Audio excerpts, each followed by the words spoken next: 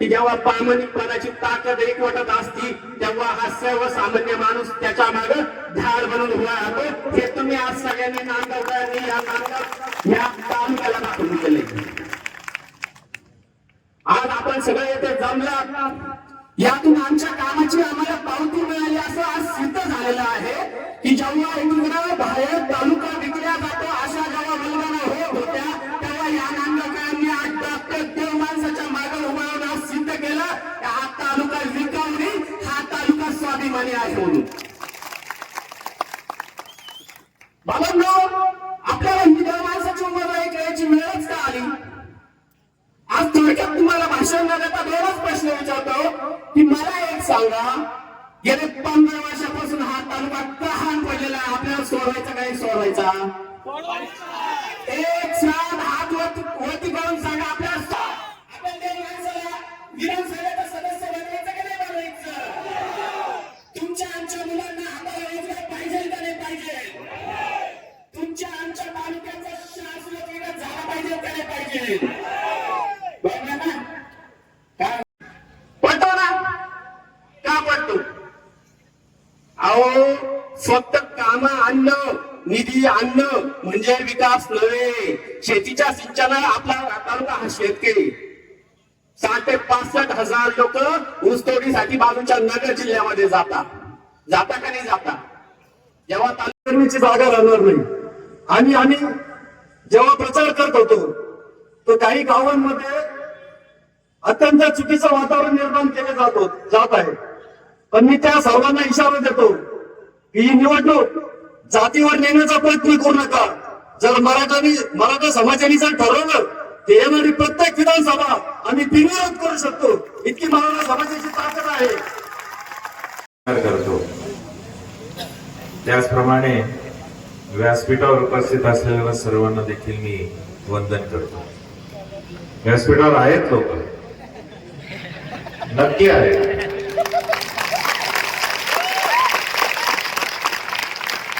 मला दिसत आहेत, तुम्हाला दिसत आहेत?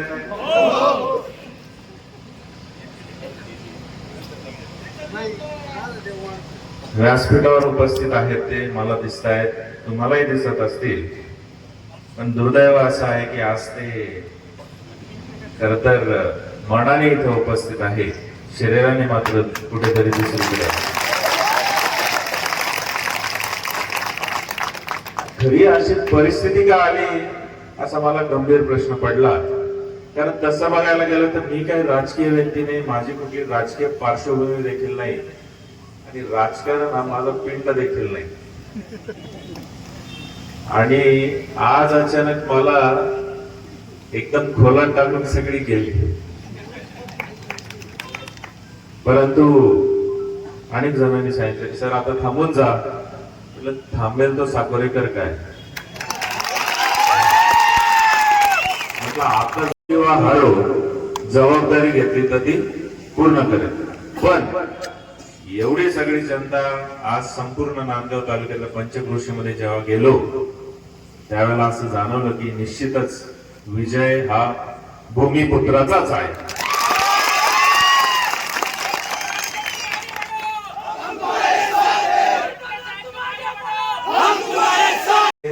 तर मजा काही औरच असता.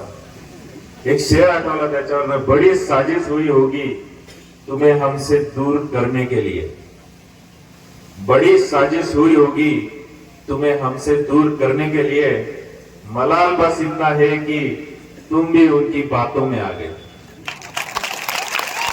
मागच्या अनेक वर्ष जनतेने तुम्हाला एक लोक नेतृत्व, एक लोक नेता मानलं होतं. जनता, या नांदगाव तालुक्याची जनता तुम्हाला नेता म्हणून मानत होती, नेतृत्व म्हणून मानत होती. पण दुर्दैवाने आज ज्यावेळेला एक भूमिपुत्र कुठेतरी भूमिका घेतो, कुठेतरी ठामपणे उभा राहतो, त्यावेळेला तुम्ही सगळी मात्र त्याला एकटं सोडून गेला. खरं तर ती मला अपेक्षा नव्हती, पण काय हरकत नाही. मला काय त्यांच्याबद्दल राग नाही, कुठला द्वेष नाही. फक्त वाईट एवढंच वाटतं की ते माझे आपले आहेत, या तालुक्याचे आहेत, त्या तालुक्याचे भूमिपुत्र आहेत आणि ते मला सोडून गेले. खरं तर मी काय राजकीय भाषण करायला इथे आलेलो नाही. कारण माझे उमेदवारीच अपक्ष आहे. आता अपक्ष उमेदवाराला एवढं तामझाम करायला परवडत नाही आणि शक्य पण नाही. पण केवळ आणि केवळ तुमच्या पुढे माझ्याच अफवा उठायला लागतात आणि त्या अफवा उठायला लागल्या म्हणून मला तर तुमच्या पुढे ती भूमिका मांडायला आलो आणि त्यासाठी मी एक छोटेखानी एक चौक सभा म्हणा किंवा काही ती केली. खर तर ऑगस्ट 2011 ला मी इकडे आलो आणि त्याआधी मी स्त्रीरोग तज्ञ म्हणजे गायनाकोलॉजिस्ट म्हणून माझं शिक्षण पूर्ण केलं. शिक्षण पूर्ण केल्यानंतर विरार आणि ठाणे या 2 ठिकाणी मी मोठ्या मोठ्या हॉस्पिटलमध्ये कार्यरत होतो. आणि हे सगळं कार्यरत असताना अचानक घरच्या कुटुंबियांना वाटलं की इकडे तिकडे काम करतो आहे त्यापेक्षा आपल्या गावाला जाऊन का नाही काम करावं. आणि माझ्या कुटुंबियांनी मला सांगितलं की नांदगावला एक ग्रामीण रुग्णालय तिथे जाऊन काम करतो का.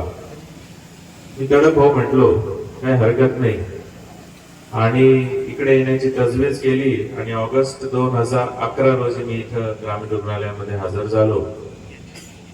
आणि काम करत असताना तिथे अडचणी होत्या आणि एक एक अडचणींना मात देत आणि काम करत असताना तिथे सुधारणा करणं तर गरजेचं आहे. त्या सुधारणा मी अनेक करत आणि वर्ष जाता साधारण 2014-15 नंतर खरं तर तिथे मला खूप चांगली पकड मिळाली. तुमचा विश्वास मला मिळाला, तुमची साथ मला मिळाली. आणि मग 2014-15 नंतर तिथे खरं तर फार जोरात काम व्हायला लागलं. आणि मग मी ठरवलं की आता काय मागे वळून पाहायचं नाही आणि प्रचंड काम तिथे करत गेलो. माझं ध्येय फक्त एकच त्यावेळेला होतं की आपण काम करत राहायचं. माझ्या आई वडिलांनी कधी माझा पगार विचारला नाही आणि तुम्हाला खोटं वाटेल, मला आजही माझा पगार किती हे माहित नव्हतं. कारण ठीक आहे, पैसे लागतात जगायला तर मान्यच आहे, पण पगार किती हे मला माहित नव्हतं. काम करत गेलो. काम करता एक अशी वेळ आली की आता असं वाटायला लागलं की खरं तर आपण चांगलं काम करतो आहे, अजून टीम जोडावी. टीम जोडली आणि दुर्दैवाने ती कोविडची महामारी आली. आणि ज्या वेळेला मालेगाव सारख्या ज्या वेळेला पहिली लाट होती त्या पहिल्या लाटेमध्ये कोविडचा मिळवला आणि इथे मात्र जे नांदगावला कोविड सेंटर सुरू करण्यासाठी त्यावेळेला तत्कालीन जिल्हा शल्य चिकित्सक नवीन विनंती केली आणि इथे कोविड सेंटर सुरू केलं. आणि बाकी इतिहास तुम्हाला सगळ्यांना माहिती आहे. मला काय माझं कौतुक करायचं नाही. आणि दुसरं सगळ्यात महत्वाचं, अनेकांनी सांगितलं डॉक्टरांनी कोरोनात खूप चांगलं काम केलं, पण मी आज इथे ठामपणे सांगतो, मी कोरोनात चांगलं काम केलं म्हणून मला मतदान करू नका. कारण चांगलं काम करून मला मतदान द्या इतका व्यवहार करणारा माणूस मी नाही. माझ्यावर चांगले संस्कार आहेत, या मातीचे या भूमीचे संस्कार आहेत. मी काही उपकाराची परतफेड घ्यायला आलेलो नाही आणि मला ती करून पण घ्यायची नाही. पण निश्चितपणे मी तुम्हाला गोष्ट सांगतो, मगाशी जागे पाटील साहेबांनी देखील ते सांगितलं थोडक्यात की काम करत असताना निश्चितपणे माझा स्वभाव, माझं चारित्र्य माझ्या तमाम जनतेला कळालं आणि त्याच्याने मला प्रचंड लोकप्रेम मिळालं. प्रचंड लोकांनी मला प्रेम दिलं आणि त्या प्रेमापोटीच लोकांना कुठेतरी वाटायला लागलं की अरे हा डॉक्टर, अरे हा आपला भूमिपुत्र आहे, याने नेतृत्व का नाही करावं. आणि मग 2018 पासून खरी तर ती मागणी जी आहे ती अनेक लोकांनी येऊन माझ्या पुढे सांगितली की डॉक्टर आता तुम्ही नेतृत्व करा, तुम्ही राजकारणात या, तुम्ही दोघी गोष्टी करू शकाल, तुम्ही डॉक्टरकी पण कराल, राजकारण पण कराल. आणि त्या वेळेला मी ज्या आहे त्या गोष्टी ज्या आहेत त्या काढत गेलो. 2018 साली खरं तर एक संधी पण आली, वरिष्ठ कार्यालयात काही विचारणा पण झाली, पण मी ती निश्चितपणे टाळली. त्यावेळेला सांगितलं की माझ्या कुटुंबियांना ते काही निश्चितपणे आवडणार नाही आणि मला काही जमणार नाही. आणि इतके वर्ष मी जे काही काम केलं ते काम करताना तुम्हाला अगदी स्पष्टपणे सांगतो, माझी कुठलीही राजकीय महत्वाकांक्षा नव्हती. जसं जसं कोविड गेला आणि दुर्दैवाने आपल्या तालुक्याची जर आपण परिस्थिती पाहिली की 2014 मला असं वाटतं गेली 15 वर्ष 3 टर्म झाल्या. या 3 टर्म पासून आपण आयात उमेदवार आणून त्यांना निवडून देतोय. आणि खर तर लोक कंटाळली, त्या लोक संतापली आहेत. आणि लोकांची भावना अशी झाली की अरे आपल्या तालुक्यात का नाही आहे, आपल्या तालुक्यात नेतृत्व का नाही. आणि आयात नेतृत्व ज्याला आपण आणतो तो काही जनतेशी भावनिकरित्या जोडलेला नसतो, जो तो त्याचा एक व्यावहारिक राजकारण करत असतो. आणि हे व्यावहारिक राजकारण करत असताना फक्त व्यवहाराशी निगडीत राजकारण होतं, पण जनतेचे प्रश्न जैसे ते तैसे राहतात. आणि म्हणून जनता कंटाळली आणि म्हणून जनतेत नाही खरं तर मागणी यायला लागली की आता जो इथं लोकप्रतिनिधी व्हावा तो भूमिपुत्र व्हावा. आणि या मागणीने गेल्या 2-2.5-3 वर्षापासून जरा उचल पकडली. अनेक वेळेला ती मागणी माझ्यापर्यंत आली, मी ती टाळत गेलो. पण जशी आता विधानसभा निवडणूक लागली तर या तालुक्यातलेच अनेक मातब्बर मंडळी, वैचारिक, शैक्षणिक, सामाजिक क्षेत्रातली मंडळी, काही सामान्य मंडळी मला येऊन भेटली. कोणी व्हॉट्सअपवर मला मेसेज केले, कोणी फोन केले, कोणी व्यक्तिगतरित्या येऊन भेटले, कोणी फार गरज घातली की डॉक्टर तुम्ही आता जी आहे ती उमेदवारी करा. मी अक्षरशः शेवटपर्यंत टाळलं, नको मला नको आहे ती, कारण मला माझी डॉक्टरची फार प्रिय आहे, ती आजही प्रिय आहे, उद्याही प्रिय राहणार आहे. परंतु त्यांनी इतकी गळ घातली की नाही डॉक्टर तुम्हाला, त्या एका व्यक्तीने नाही घातली, अनेकांनी घातली. म्हटलं ठीक आहे. आणि मग कुठेतरी त्यांनी सांगितलं की डॉक्टर नाही म्हणताय त्यावेळेला तुम्ही तुमचा अत्यंत स्वार्थी विचार करताय, तुम्हाला तालुक्याचा सर्वांगीण विचार जर करायचा असेल तर तुम्हाला ही उमेदवारी करावी लागेल. आणि म्हणून त्या अर्थाने मी खरं तर उमेदवारी करायचा जो आहे तो निर्णय घेतला. माझ्या कुटुंबातल्या व्यक्तींना विचारलं आणि म्हटलं ठीक आहे, तालुक्याची जी निकड असेल तर तो मी निश्चित करायला तयार आहे. आणि स्वामी विवेकानंदांनी म्हटलेलं आहे, नीट लक्षात घ्या, क्षमता असलेल्या लोकांनी जर त्याग केला नाही तर राष्ट्राची प्रगती होत नाही. माझ्या क्षमता आहे म्हणून मी तो त्याग केला माझ्या या नांदगाव तालुक्यासाठी. मला नोकरी गेली हे भावनिक आव्हान करायचं पण नाहीये, मी ते करणार पण नाही. हो, पण मी नोकरीचा त्याग केला माझ्या तालुक्यासाठी. मला उमेदवारी करता येईल यासाठी मी माझा नोकरीचा त्याग केला. आणि दुर्दैवाने ज्या वेळेला मी हे सगळं करून आज तुमच्या पुढे उपस्थित झालो त्यावेळेला परिस्थिती अशी झाली की आज माझ्या पाठीशी कोणी, जी मंडळी म्हणजे राजकीय मंडळी म्हणतो जी माझ्या पाठीशी उभी राहायला पाहिजे होती ती दुर्दैवाने गेली, मला सोडून गेली. म्हणून आज हे व्यासपीठ जे आहे ते रिकामं दिसतंय. पण मी तुम्हाला अगदी ठामपणे सांगतो, आज मी खरं तर तुमच्या पुढे उभा आहे तो केवळ आणि केवळ तुमच्या प्रेमामुळे आणि तुमच्या पाठिंब्यामुळे. जरी राजकीय व्यक्ती गेली आहेत, जरी ते आज शरीराने इकडे नाहीयेत, पण ते मनाने इकडे आहे हे लक्षात ठेवा. माझी जनता, माझ्या नांदगाव तालुक्याची लोक माझ्या पाठीशी आहेत हे मला निश्चितपणे माहिती आहे. अजून एक गंमत मी तुम्हाला सांगतो की त्यावेळेला रात्री 4:30 वाजले मला. रात्री 11ला ज्या गुप्त भेटी सुरू झाल्या त्या 4:30 वाजले. अनेक लोक येऊन गुप्तपणे भेटले, डॉक्टर पाठिंबा आहे, डॉक्टर पाठिंबा आहे, डॉक्टर करा, डॉक्टर तुमच्या हिमतीची आम्ही दाद देतो. इतका म्हणजे लोकांमध्ये इतकी उत्स्फूर्तता बघा. जिंकणं हारणं हा भाग सोडून द्या, पण माझ्या उमेदवारीत मी एक निश्चितपणे उदाहरण ठेवणार आहे. हे उदाहरण की तालुक्यामध्ये ज्या ज्या वेळेला गरज असेल त्या वेळेला क्षमता असलेली लोक निश्चितपणे तालुक्याच्या भूमिकेसाठी, तालुक्याच्या स्वाभिमानासाठी निश्चितपणे उभे राहतील. तो भाग नाही, पण सगळ्यात महत्वाचं आहे की उदाहरण निर्माण करणं. हो, या तालुक्यात ज्या वेळेला गरज होती त्या वेळेला काही लोक उभे राहिले, तालुक्यासाठी उभे राहिले. आणि ते उदाहरण जे आहे ते माझ्या उमेदवारीतनं जे आहे ते सार्थ करणार आहे. म्हणून मी आज तुमच्या पुढे एक उमेदवार म्हणून उभा आहे. पुढच्या 15 वर्षांनी ज्या वेळेला जर आयात उमेदवार जर आलेच तर त्या वेळेला तुम्ही पुढच्या पंचवार्षिक होणार आहे. मागच्या वेळेस डॉक्टरांनी उमेदवारी केली होती, आपल्या तालुक्यासाठी केली होती. उदाहरण राहील की नाही? तरुण पिढीपुढे उदाहरण राहील. आणि तसं जर उदाहरण जर राहिलं नाही तर मी तुम्हाला सांगतो आपल्या तालुक्यातल्या तरुण पिढी पुढे नेतृत्व निर्माण होण्याची क्षमता राहणार नाही. अत्यंत गंभीर विषय हा, अत्यंत गंभीर विषय. ज्या ज्या वेळेला तुम्हाला नेतृत्व लागेल, तुम्ही बाहेरच्या तालुक्यांकडे पाहाल, बाहेरच्या व्यक्तींकडे पाहाल, पण तालुक्यातलं नेतृत्व जे आहे ते तुमच्याकडे तयारच होणार नाही. हा अत्यंत गंभीर विषय. इथं ज्येष्ठ श्रेष्ठ मंडळी बसलेली आहे, त्यांना मी हा प्रश्न विचारेन किंवा त्यांच्या पुढे आम्ही प्रश्न मांडेल की तालुक्यात नवीन नेतृत्व निर्माण होऊ नाही द्यायचं का? आज माझ्या व्यासपीठावर कोणी राजकीय व्यक्ती नाही, पण आज माझ्यासाठी भाषण अनेकांनी केलं की नवीन पिढी आहे, तयार होणारी पिढी आहे, त्याशिवाय नवीन नेतृत्व निर्माण होत.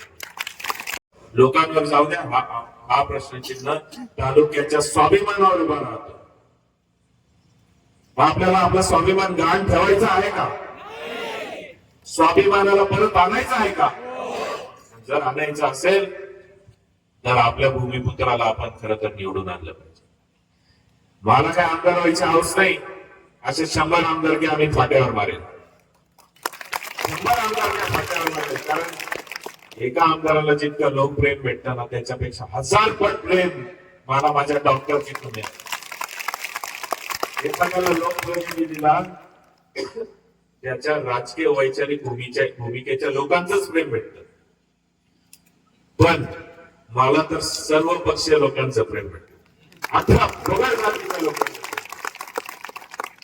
काय करायचं ते आमदार? पण कुठेतरी कोणाला तरी जबाबदारी स्वीकारावी लागते, कुठेतरी कोणाला तरी आपल्या तालुक्याचा स्वाभिमान जो आहे तो महत्वाचा वाटतो, आणि म्हणून जे आहे ते आपण उमेदवारी केलेली आहे. संत तुकाराम म्हटलेलं आहे, येथ वडील जे जे करती त्यासी धर्मरक्षी असे म्हणते. जे वडीलधारे जे करतात तेच तरुण मंडळी करतात. आज मला या तालुक्यातल्या सर्व वडीलधाऱ्यांना, इथं जमलेल्या सर्व वडीलधाऱ्यांना आणि इथं जमलेल्या सर्व वडीलधाऱ्या पुढाऱ्यांना विचारायचं आहे की तुम्ही काय करता आहात? तुम्ही तरुण मुलांपुढे काय उदाहरण सादर करता? हे उदाहरण की अरे बाबा वेळ आली की पळून जायचं, आणि हे उदाहरण की बाबा रे तालुक्याचा स्वाभिमान, विभिमान, मातृभूमीचा स्वाभिमान विभाग काहीच नसतो, तो सगळं बाजूला ठेवायचा, फक्त आपलं स्वार्थ पाहायचं. हे उदाहरण तर आम्ही निर्माण करणार आहोत. तसं जर करायचं नसेल तर मला इथं ज्येष्ठ श्रेष्ठांना एकच म्हणायचं आहे, योग्य वेळ आहे, भूमिका बदला. वेळ आली आहे, स्वाभिमानाला महत्व द्या, आणि अभी नाही तो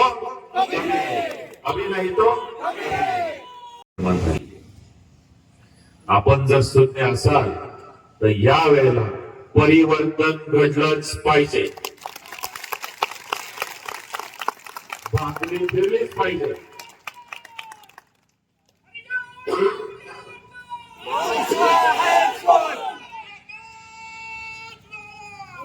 तालुका अत्यंत दुर्दैवाने अशा परिस्थितीत होतो, त्यांनी कधीच विकास पाहिला. आम्ही मागच्या 15 वर्षापासून आलो आणि खरं तर आम्ही तालुक्याचा विकास केला. असा एक नॅरेटिव्ह सांगितलं जातं, तुम्ही विकासच करू शकत नव्हते. तुमच्या तालुक्यातल्या जे कोणी लोकप्रतिनिधी होते यापूर्वीचे 15 तालुक्यातल्या लोकांचा पुरुषार्थ एवढा काही करंट आहे का आपण विकास करू शकणार नाही? करू शकू की नाही? म्हणून मला तुम्हाला एकच सांगायचंय की आता बाहेरून येणारे म्हणता विकास आम्हीच करणार, तशी परिस्थिती नाही. विकास जो आहे तो आता तालुक्यातलाच व्यक्ती करणार, आणि विकास करताना सामान्य जनतेची नाळ जुळून तो विकास करणार आहे. बरोबर आहे की नाही?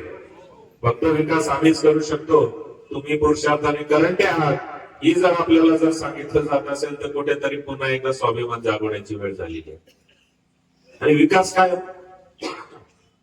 आज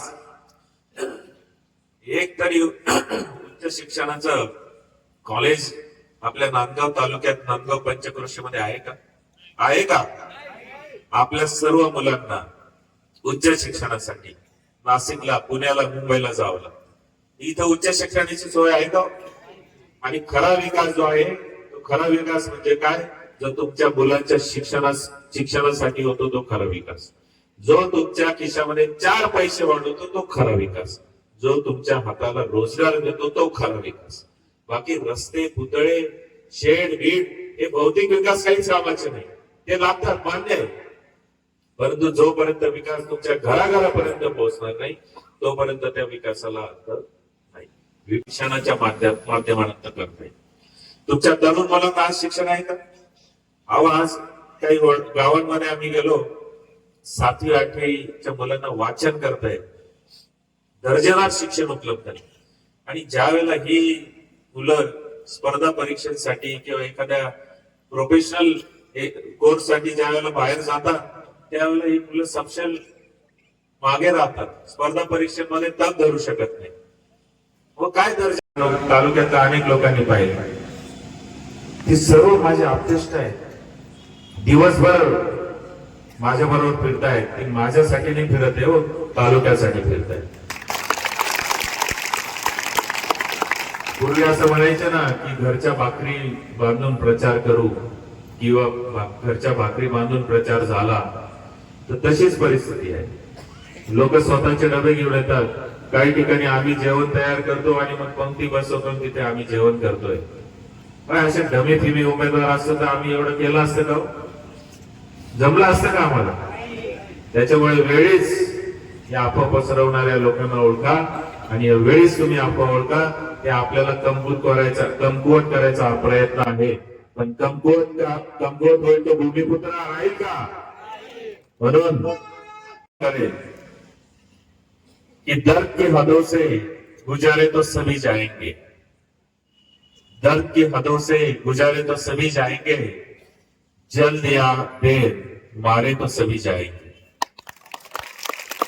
सिर्फ मैं ही नहीं बाजार की मंदी का शिकार, सिर्फ मैं ही नहीं बाजार की अफवाहों का शिकार, जेब में लेके खसारे तो सभी जाएंगे.